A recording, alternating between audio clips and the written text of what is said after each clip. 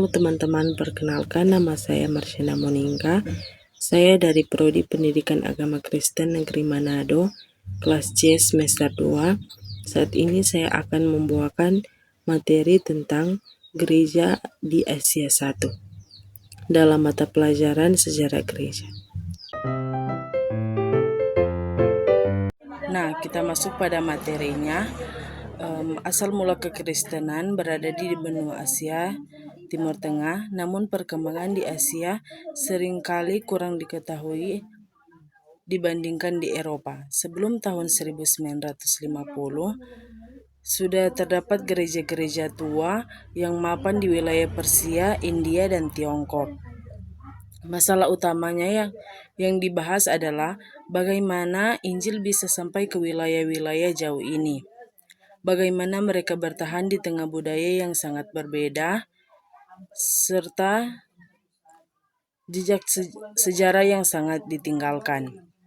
Asal mula kekristenan berada tepat di benua Asia, yaitu wilayah Timur Tengah. Namun sejarah perkembangan di benua ini seringkali kurang dikenal dan kurang diteliti jika dibandingkan dengan perkembangan di benua Eropa. Nah,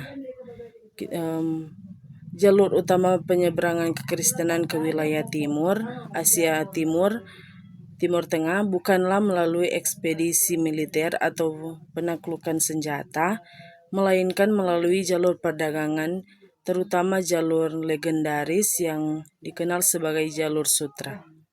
Jalur ini merupakan jaringan jalan raya kuno yang menghubungkan wilayah Timur Tengah melewati Asia Tenggara hingga sampai ke Tiongkok, yang sejak lama digunakan para pedagang untuk bertukar barang di budaya.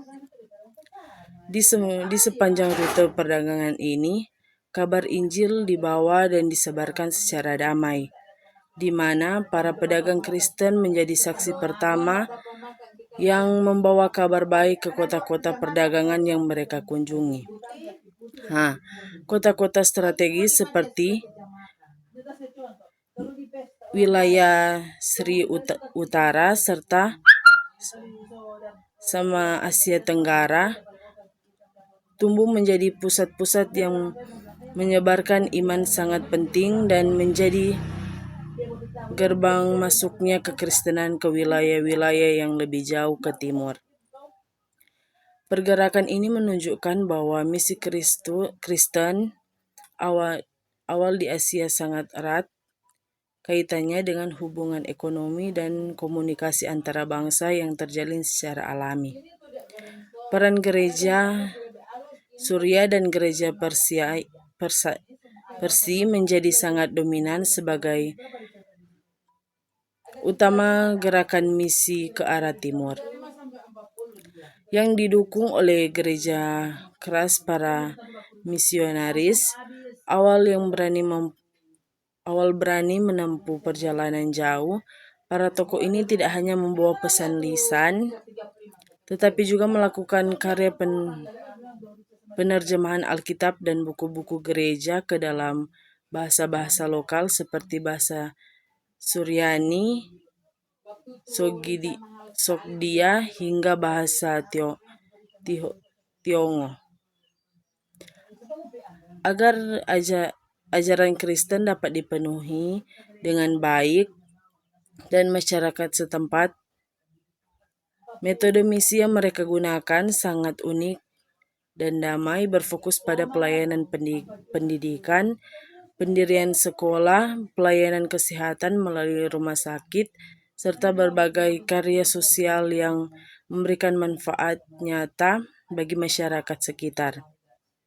Pendekatan ini membuat iman Kristen diterima bukan sebagai ancaman, melainkan sebagai ajaran yang membawa nilai-nilai kasih dan kesejahteraan bagi siapa saja yang berinteraksi dengannya. Nah, sejarah dan perkembangan gereja di wilayah India. Sejarah kekristenan di India memiliki akar yang sangat tua dan unik, yang didasarkan oleh tradisi kuat bahwa Injil pertama kali dibawa masuk langsung oleh Rasul Thomas pada tahun 52 Masehi ke wilayah Kerala India Selatan. Kesaksian sejarah gereja, catatannya perjalanan kuno, serta jejak komunikasi yang ada hingga hari ini menjadi bukti bahwa ada keturunan langsung dari murid-murid yang didirikan oleh Rasul Thomas sendiri. Interaksi kekristenan dengan budaya agama lokal. Pendekatan yang dilakukan oleh gereja-gereja Asia adalah berinteraksi dengan budaya lokal, dikenal sebagai pendekatan, yaitu upaya menanamkan iman Kristen ke dalam budaya tanpa menghilangkan jati diri budaya tersebut. Sejarah dan perkembangan gereja di Persia. Kekristenan masuk ke wilayah Persia atau wilayah Iran kuno sejak abad pertama Masehi, dibawa oleh para pedagang dan misionis yang datang di wilayah Suria dan sekitarnya.